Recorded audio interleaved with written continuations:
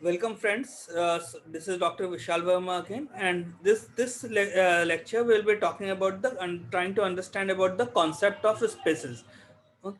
And all these concepts related to spaces are the aspects related to ecology only. Okay. Now let's understand basically what's actually the species is all about. Okay. Now we discussed about the that species are basically a group of organisms having the fundamental same features. Okay. So if you say, for example, humans. So we have got two humans. One can be in Delhi, and one can be in Kolkata. One can be in Mumbai, and one can be in Chennai. Okay, but all these four humans will be having the same functions. Say they will be having all of them will be having two legs, two hands, same stature of standing. Okay, so they will be erect. Then there will be two eyes and so on. So the fundamental features of all the organism or all the human beings residing in all the different four metropolitan cities are going to be the same. Okay, and there is always a degree of combination or the fundamental features on which it can be considered. Now on the basis of that we finally come up with the species. So fundamental features of all the organisms which are same in nature forms the species. Now next important point is that they should have the similar in functionality and behavior. Okay, so when we are talking about the functionality and behavior, means that you will be using their hand for holding something. They will be using, all the four human beings residing at four metropolitan cities will be using their legs to walk. Okay, so the behavior or the functionality of the body parts or functionality will be remain more or less the same. That is what is one of the important features of the species. Another important feature, that is the one of the most important feature we can say, is that the species can interbreed with each other, uh, and produce fertile offsprings. Okay, it's very important point. Please note again that the species can interbreed with each other and produce fertile offspring. So the humans in Delhi, okay, so we know that the marriages takes place in different parts of India, so that can be located in different parts of any of the organ area in India. Okay, so there can be always a marriage between a human being in Delhi and human being in Kolkata, or vice versa. Okay, both the human being can interbreed with each other. That is one of the important characteristic, and produce fertile offspring. So whatever the son or daughter or any offspring that is produced by the interbreeding of the two species, okay, should be also fertile and also give the they will be also able to interbreed with each other. That is very important point of the species. If they cannot interbreed with each other, they cannot be a same species. If they are not producing fertile offspring, they cannot be considered as the same species. Now they should share the common gene pool. Okay, so the gene pool of the human in case of humans in Delhi, and the gene pool in that is of the humans in Kolkata or Chennai or Mumbai will be same. These four important points are very important. Now let's understand that what when we talk about this third point, that is that can interbreed with each other and produce fertile offspring. So we what happened then, we have got a male donkey and a female horse. Both of them are having a more or less they are actually covering the first two parts. That is they are having the fundamental features as very common. Okay, they are having the functionality and the behavior that is common. Okay, so we have got a male donkey and the female donkey. More or less the structural and the functional similarities are there. Now this can interbreed with each other, and they produces a different species mule. Now what happens here is that the other four points, other third points, that is, say for example here, similar in functional features, they are matching, similar in functionality and behavior, they are matching, can interbreed with each other, that is matching. But what happens that when they produce the offspring, that is what we call as mule, these cannot actually produce the further offsprings. So they do not actually comes they do not fulfill this particular criteria that they can produce fertile offspring. Now, the offspring, that is the mule in case, are not fertile. Okay. Now let's see an other example that we have got gene pool X and we have got gene pool Y.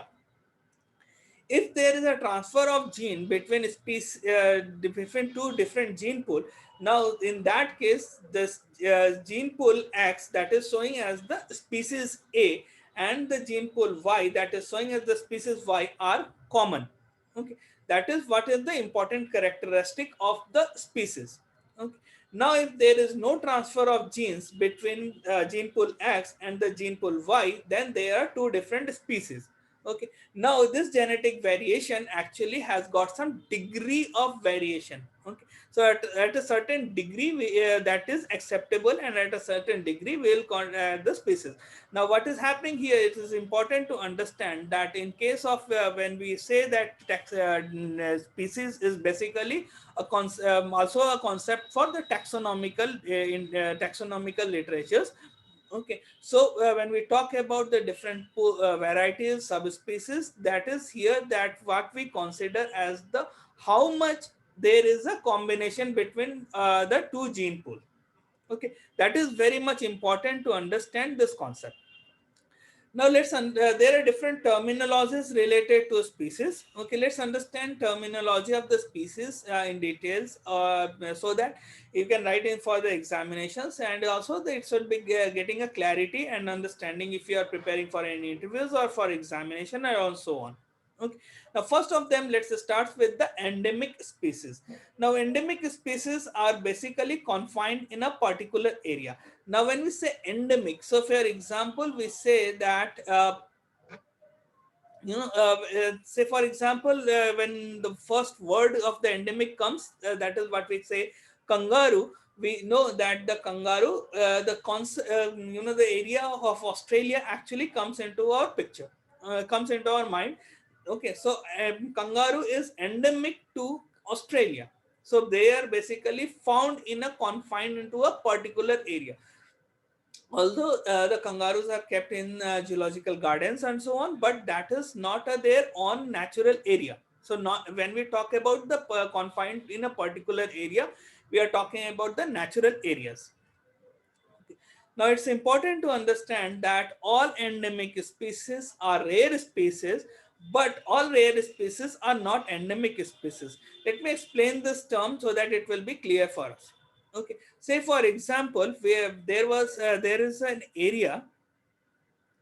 Say for example, we have got this area as A.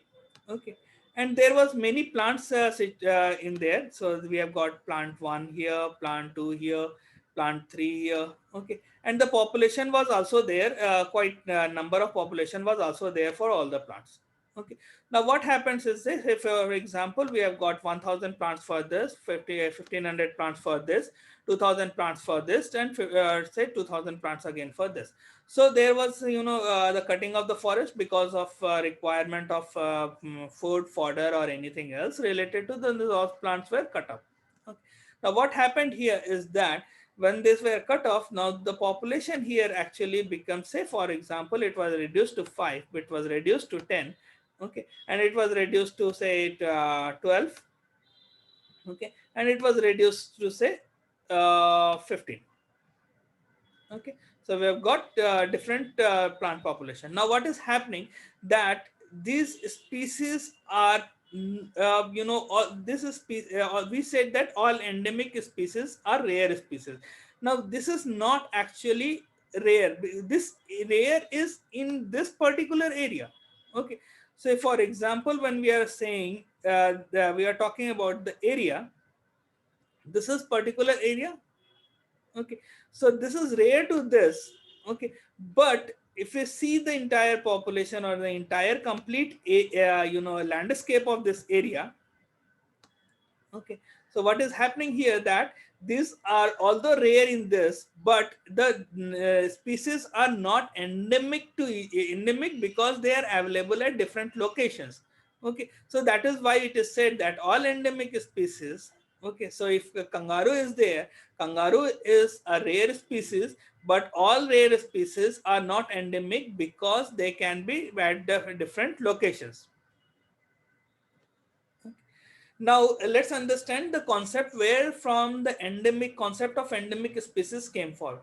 This is very important to understand the concept of endemic species. Now endemic species concept, or we can say trace back the origin of the concept of endemic species, trace back to theories of continental drift. So now, it is also called as the continental spectrum. It was given by Alfred Lothar Wegener. Now let's understand what is actually the concept or the theory of continental drift. Earlier what happened is that all the land mass was at the same place. So if we say for example we have got a globe, okay, so all the land mass was at the same place. Now after some time what happened due to movement of the tectonic plates, okay, now these tectonic plates actually were parted out. Now the first area that was there in case where all the lands were accumulated to each other, or all the land mass was at the same place, this was called as the Pangea.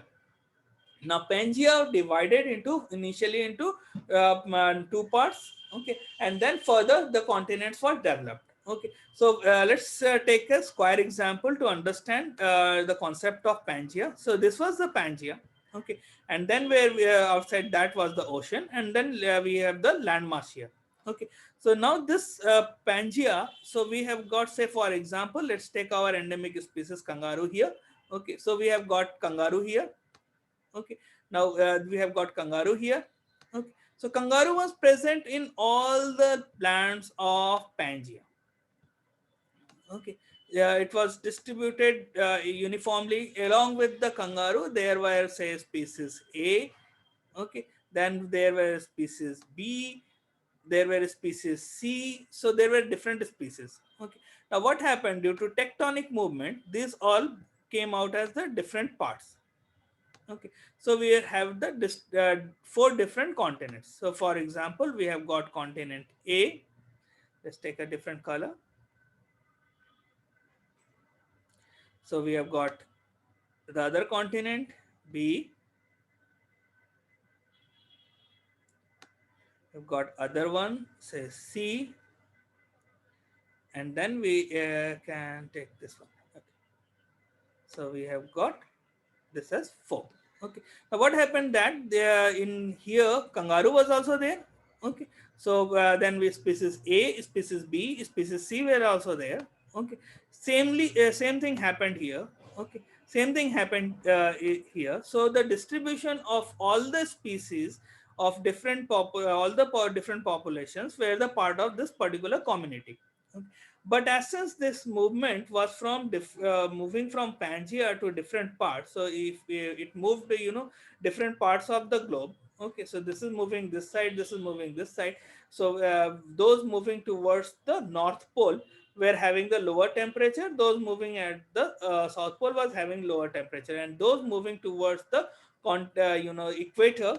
Okay, so if we consider this as the equator, okay, those moving towards the equator were having a higher temperature. Okay. Now what happened here that during this time the higher the organism that was there, that now this particular group or this particular A actually moved to the higher temperature area. So those organisms who were not comfortable with the higher temperature, okay, actually died, and then left with the sum of the organism. Now similarly happened with this one. Okay. So similarly happened with this one, similarly happened with this one, similarly happened. So some of the population survived here, some of the population did not survive here. Now those population who actually survived here, okay, became the endemic to this particular area. Now this is what we call as the theory of continental drift. See in the GIF it is clear that the one entire land area is being diverted, or coming up with the partitioning up into different areas. So this is moving towards the South America and so on. Okay, now this is what we call as the concept of continental drift. This is the theory of continental drift, and this actually led to the origin of the endemic species. Now, next important type of the species or the concepts related to species is the keystone species. Now, keystone species actually says about the maximum influence of the ecosystem stability. Now, it's important to understand that keystone species does not actually means those species that are always dominant in nature, okay, or the number is very high. Okay, that does not justifies that it's the keystone species. Keystone species are those species which have got the maximum influence on the ecosystem stability.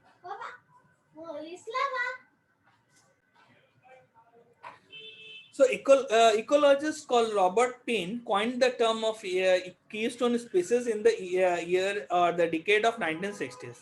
Okay. Now, it's important to understand that the keystone species are always less in number and in the less in biomass. Now, when we are talking about the keystone species, which we understand that it should have the maximum influence on the ecosystem stability, there can be three different kinds of keystone species. One is the predators, one is the ecosystem engineers, and then we have got the mutualistic. Okay. All these three depends upon, because always it's not always necessary that the predators who is sitting on the top of the food chain are the keystone species. Okay. So, but at the same time, there are a numbers of different cases where the predators are the, so they are the predators. Okay. Now let's take one of each of the example at the same time. Okay. So what happened here is that there were a numbers of different grasses. So there were autotrophs, and these autotrophs were eaten by the deers. Okay, these are the heterotrophs. Okay, and these were finally eaten by the lion. Okay, now this is what we actually know, or we have read about in our junior classes also, that this is basically provides the food chain. Okay, now what happens is that I remove the lions from all the entire forest ecosystem. Okay. Once the lions has been removed, okay, there is an increase in the number of deer. Okay. So when there is an increase in the number of deer, okay, the number of grasses actually comes down. So the grasses will disappear and there will be left with the small number of grasses. Okay. Now, when there is a decrease in the number of grasses, finally this particular species will also disappear. Okay. Now, what is happening here is, try to understand this, is that when we are removing this tiger, okay, so we are actually removing this tiger, there is an increase in the number of deers. Finally, there is leading to decrease in the number of grasses. Now, once there is a decrease in the number of grasses, it's actually decreasing the number of deers. Okay. So, by the presence of lion or tiger in the terrestrial ecosystem is basically controlling this ecosystem. Okay. That is why we says that maximum influence on the ecosystem stability. Now, this predator, this is the concept of for the predator. Now, this predator is actually stabilizing the entire ecosystem.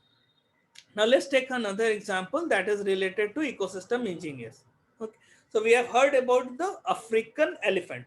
Now, African elephant, what happens is that African elephant does not actually consumes the grasses. Okay, although that is present in the African grassland ecosystem or the forest ecosystem. What is happening here is that your African elephant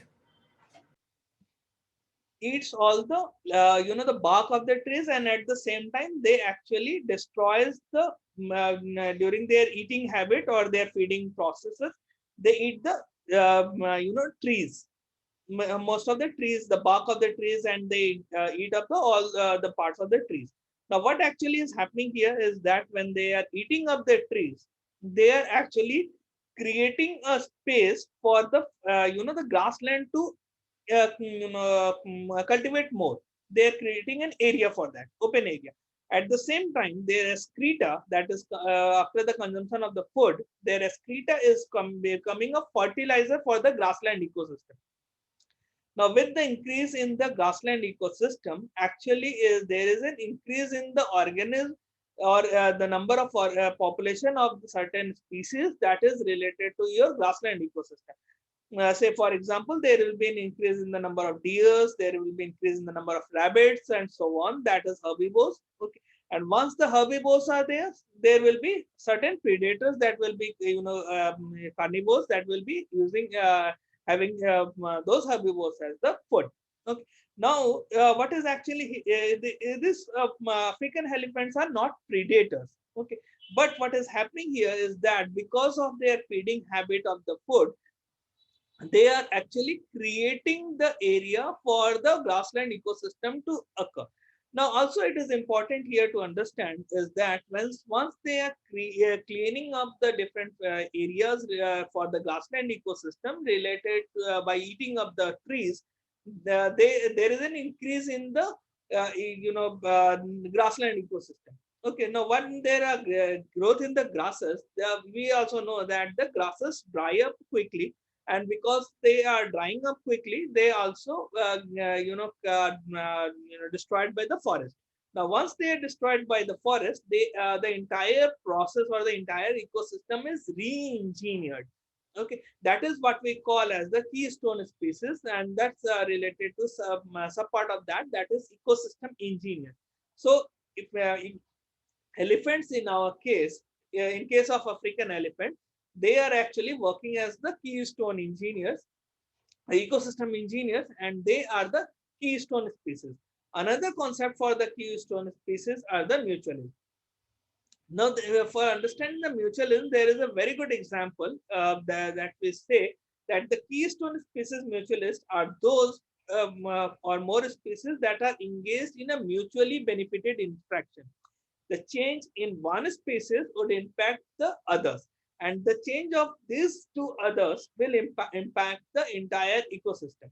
Say, for example, we have got in the grassland of Patagonia in the South America, there is a species of hummingbird that is indigenous, and there are some indigenous plants that act together as the keystone mutualist.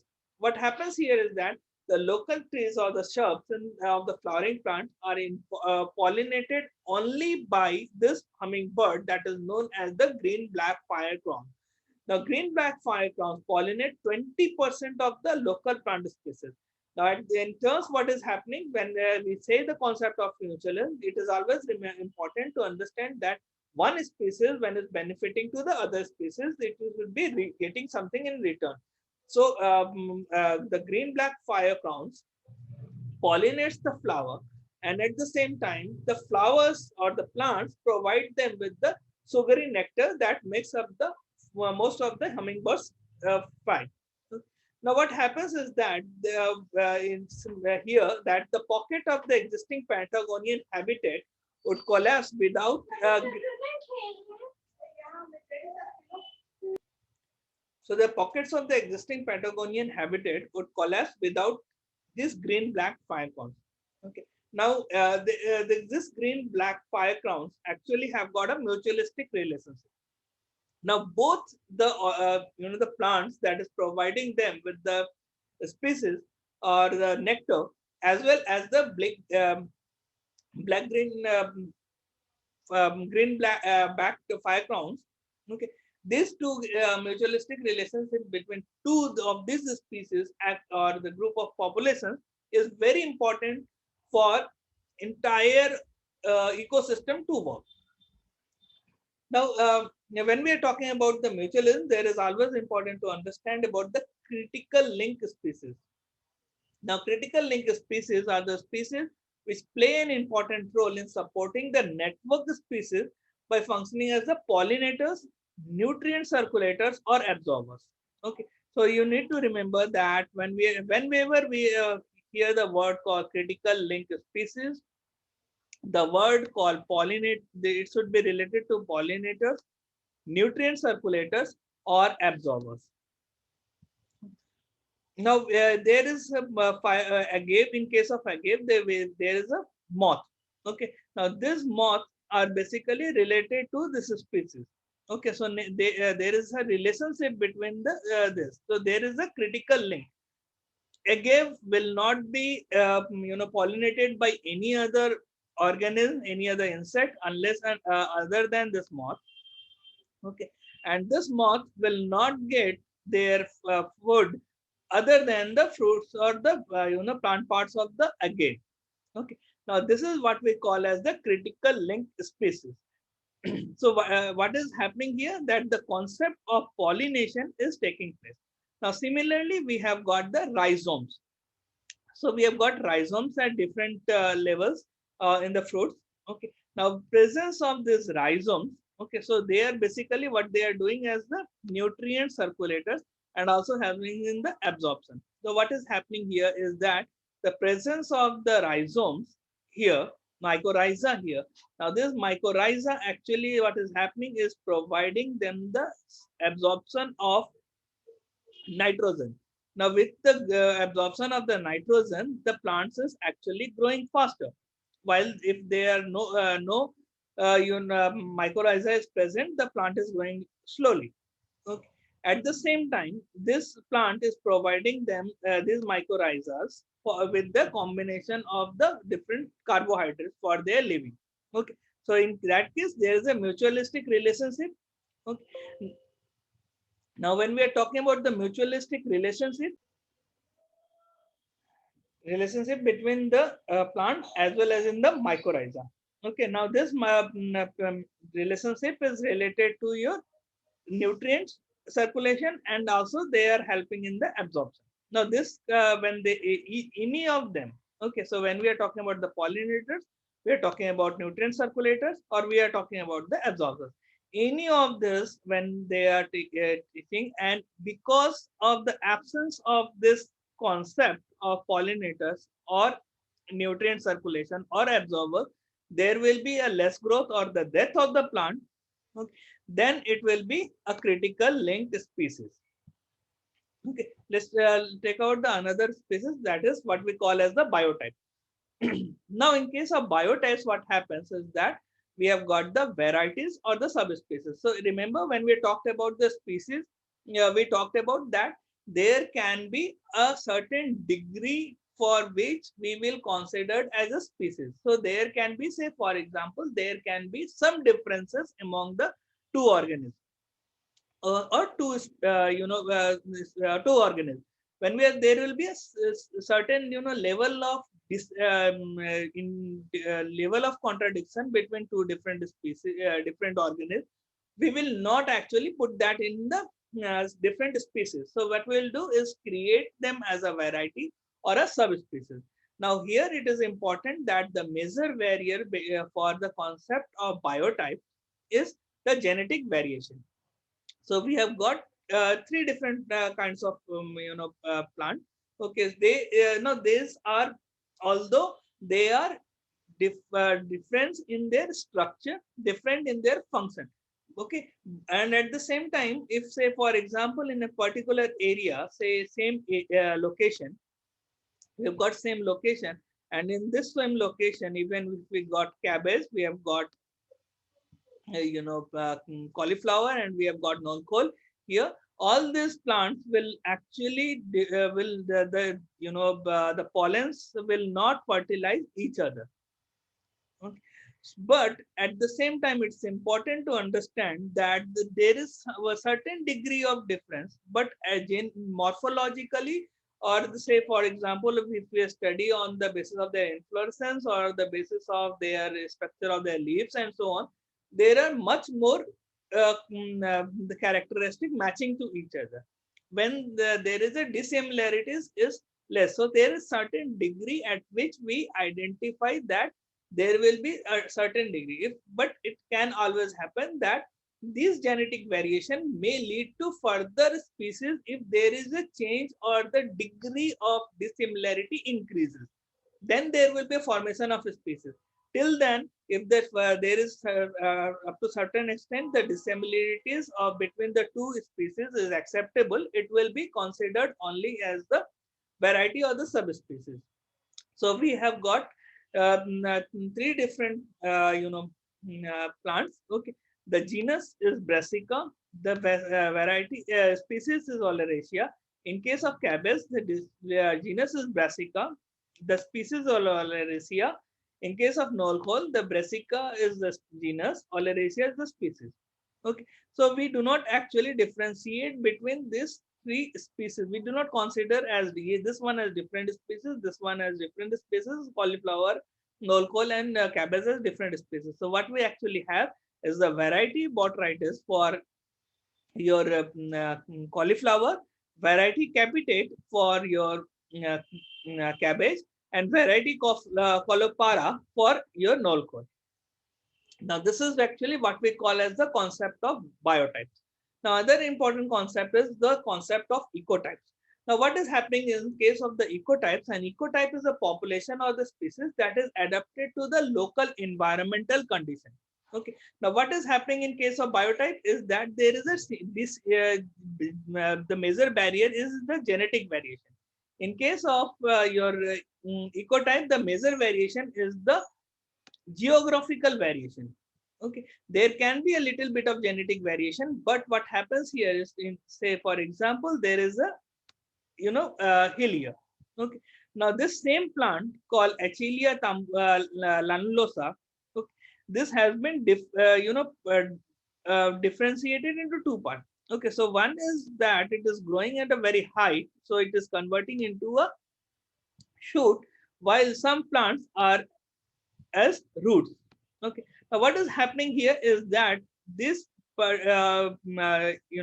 geographical feature, that is the hill that is there, because of the hill, there is say for example more temperature here, less rainfall here, and here the rainfall is quite high. Okay, and then we have got also that here the temperature is also low. Okay, now as since these two plants that is morphologically different, because say one is coming up as the the herb and other is coming up as a shrub. Okay, now this is happening because what is there is that it is because of this geographical barrier. Okay, so there is no morphological. What is happening is that there is very little bit of genetic variation, but once we move or remove this particular geographical barrier between these two, so if we remove this geographical barrier, both of the species organism or this related to Achilea lamulosa will be more or less developing at the same time. Okay, now this is a very important concept. Okay, now the next concept for in a species is the ecophen. Now ecophen, what is happening in case of ecophen is that organisms that are morphologically changed form. Okay, now what happens in case of the morphological change form is that they have moved to say for example the best example to take is the Euphorbia hirta. Okay, now if you have seen the plants of Euphorbia hirta, if that is those plants of the Euphorbia hirta are developing in case of areas related to your darker side or the rocky area, okay, the color will be little bit darker, and those where there is a moist soil, okay, the plants of Euphorbia hirta will be developing in a light green in color. Okay, so these differences are not actually permanent. So what we happens is that if we take the plant from the areas that is having the rocky soil, which is having a dark color, Euphorbia hirta, or in the dry condition, okay, and place them in the moist condition, the color of the leaves will be become lighter. Okay, that will be no. Now these changes are there because there is no change in the genetic composition. Now what happened earlier? Okay, in case of even ecotype or in case of biotype, what happened here is that there is a change in the genetic behavior. Okay, in case of biotype, there is a huge genetic behavior changes. In case of ecotype, there is a little bit of variation. Okay, but in case of ecofence or ecats, there is no actually change in the genetic composition. There is just a small morphological change for related to adaptation. Okay. Now, when we are talking about this change in the adaptation, okay, now it's important here that how actually the evolution takes place. Now we talk about the evolution spectrum, the development of the different species. There were the ecofence that actually were related to morphological changes to adapt to a particular changes. Now thousands of years passed out, okay, and because these thousands of years when passed out, these ecofence slowly started getting adapted with the concept of adaptation. These ecofence converted into what we call as the ecotype. So there was a small genetic variation. Okay. Earlier, what happened in case of ecofence is that we have got um, uh, uh, related to morphological changes, related to adjustment towards to the nature. Now, what happens is that they started showing changes with the small changes in their genetic composition. Now, once there are small changes in the compositions, okay, these actually develops into a different biotypes. So we saw in case of Brassica oleracea, okay, that they came up with a different biotype. Now, thousands of years passed out, ecotypes converted into biotypes, and then again, with thousands of years passed out, with these biotypes actually formed up a new species. Okay, so this is basically how the evolution of the species from ecofence to ecotype to biotype and forming a new species happens. Okay, so you can understand that ecology is the important part or important subject that also related to evolution. Okay, so if anyone is interested in understanding evolution, need to understand the concept of ecology. Now there is another concept called umbrella species. Now umbrella species are often correlated as with the keystone species, but these terms differ in the single species or which many other species depending upon. Very much a good example for your umbrella species is that most of the umbrella species are migratory, and they change their range, including the different habitat. Okay. The identification of the umbrella species can be important aspects for conservation. Say, for example, one of the umbrella species you can say the Siberian tiger. Okay. The minimum species range of an umbrella species is often the basic to establish the size of the protected area. So whenever we design the national park or when we decide whether it is a reserve forest, it's basically concentrated on the umbrella species. Okay. Now there is another concept called flagship species. The flagship species acts as the symbol for the environmental habitat. Okay. For the movement or the any campaign. Okay. So for example, when we see the um, uh, image or a logo of panda, we say that this is the for world wildlife conservation. Okay. Um, or World Wildlife Federation. Okay, so whenever we see the panda, so basically panda here is the flagship species for related to some environmental habitat. Okay, say for example, when we talk about Sundarban tiger, okay, now Sundarban tiger is the flagship species for the Sundarban area. Okay, but panda is related to a movement or a campaign or an issue. Okay, so when we talk about a campaign or a movement or an issue, okay, say for example panda, or for example we can say you know uh, reindeer. Okay, we can talk about donkey in Thar Desert. Okay, now these are related to environmental habitat campaign. You can say that panda is one of the important flagship species. So when we see or find a particular species related to a campaign or related to issues, these are known as the flagship species. Okay. Now, polar bear is also a flagship species for the climatic changes. Pandas are there for the captive breeding. Okay. Now, there is also concept of the foundation species. The foundation species plays a major role in creating or maintaining the habitat. Okay. So best example of the foundation species are the corals. So corals, you have heard about the coral in the South Pacific Ocean, in the Australia area. There are grown in the thousands of tiny animals, and these animals forms the coral reef. Okay. Now this coral reef actually creates an entire ecosystem. Okay. So when a particular organism or a particular species is responsible for creation of a particular ecosystem, okay, these are known as the foundation species. Okay. Now there can be different kinds of organisms living in this particular ecosystem, but it has been created by the corals. Now what is happening is that the essence it has been created by corals, so it will be called as the corals will be called as the foundation species. Okay. Now other is the indicator species. Now indicator species are very sensitive to the environment changes in the ecosystem. Now, this actually the presence of those particular organisms or the presence of those particular species, group of species or single species, actually gives us the idea of what is actually happening in that particular environment. Okay, so for example, we talk about lichens. The lichens are one of the finest examples. Okay, this actually gives us the presence of lichens distribution or the changes in the structure of the lichens actually gives us the reason to understand the influence of the external environment, so for pollution, water pollution, air pollution, or the climatic changes. Okay.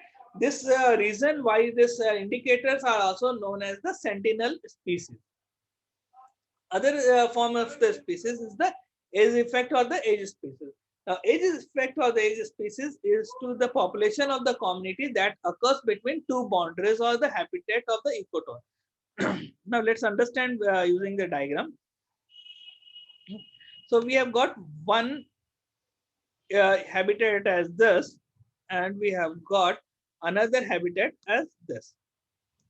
Okay. Now, this in this case, what is happening here that this particular area or this shaded area is where that the two boundaries or the two ecosystems are actually collapsing each other. Okay, so there are this is basically the common area for both the ecosystem. Now all the organisms that is they will be showing some morphological changes related to the organism here and in the organism here. Now this particular thing is basically what we call as the your age effect. Now, what is important here is that the number of the species and the population density of some of the species in the ecosystem is much greater than the either of the ecosystem, and this is what we call as the age effect. In many of the examination, this age effect questions may come. The organisms where primary or the most abundant in this zone are known as the age species. Okay.